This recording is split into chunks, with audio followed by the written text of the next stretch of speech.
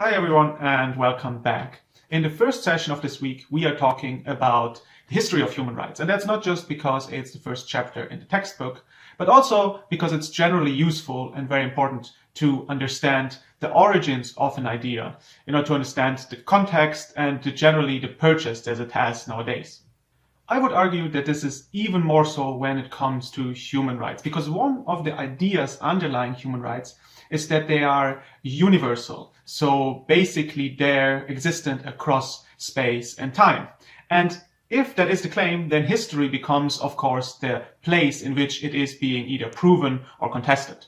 This debate was raging in particular 15, 20 years ago. And although there is certainly still work going on there, I would say that we do by now have quite an awareness that we shouldn't project human rights backwards. When we talk about natural rights, when we talk about the idea of rights, obviously similar ideas have been there across space and time, have been there in history. But it's much more important or interesting to see how our particular understanding of universal human rights has come about in the recent decades and centuries. So one way in which I make sense of this history, and it's basically a very simple kind of categorization that I propose here, but I think it is useful, is to divide the idea of human rights into basically three notions that have a certain corresponding timeline. That is, firstly, the idea of human rights as a philosophical idea, especially pre-1945, and this is what I will briefly address here in this first video. Then secondly, the idea of human rights as international law, emerging in particular with the end of the Second World War in 1945.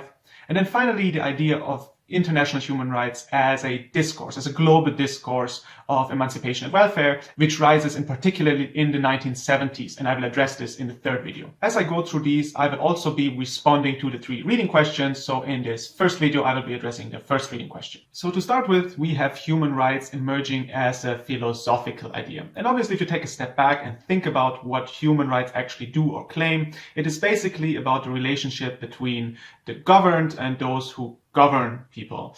And this is obviously an ancient question, and you can go back to the times of Hammurabi, and a book like this one by Michel Ichet actually does that to establish that some sort of idea of a limited power, or the notion that power over individuals, over subjects should be limited, is really there in various forms since ancient times. That being said, and in order to avoid the pitfall, the trap of projection, I do think that it is worthwhile to connect the idea of human rights as they exist nowadays to those philosophical Enlightenment thinkers that you have probably heard of. Now, in full awareness that I give these writers absolutely short shrift, we could mention here, for example, or we should mention here, for example, Thomas Hobbes, who really argued for the idea that yes, there should be a ruler, there should be an authority, but at the end of the day, the legitimacy of this authority is only as good as his ability to actually govern responsibly. John Locke then built on this idea to indeed establish more concretely a notion of rights. And this notion of rights was related and emphasizing in particular the right to property. And I think this is an important insight to have, that a lot of these philosophical works at this point in time in particular, but way later than that, did establish a notion of rights that was limited to specific persons, usually persons in power, and to specific rights, such as the right to property, that was in the interest of theirs. But we also have thinkers like Immanuel Kant, for whom the idea of rights is really part of a much larger notion and goal of emancipating an individual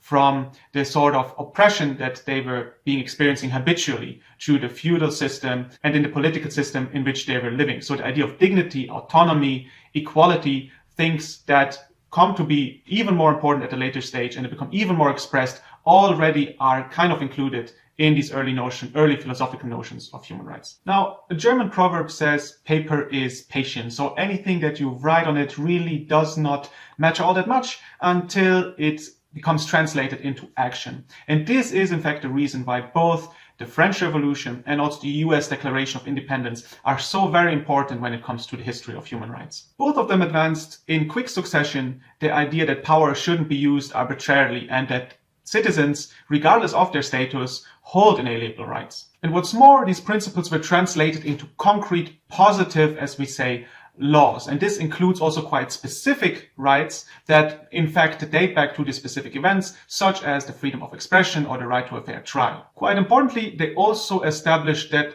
the idea that rights can be limited, that there could be derogations from these guarantees. And this is obviously something that we will come to talk about when we talk about limitations of rights. And obviously we also already addressed that in the first session when we talked about COVID restrictions to human rights as well. Now, these political events obviously gave then rise to further debates. Having seen what happens, authors then came to criticize the idea of human rights, for example, as essentially misguided, such as Burke, or as not really achieving the emancipation that was initially promised. Karl Marx would be one example of this criticism.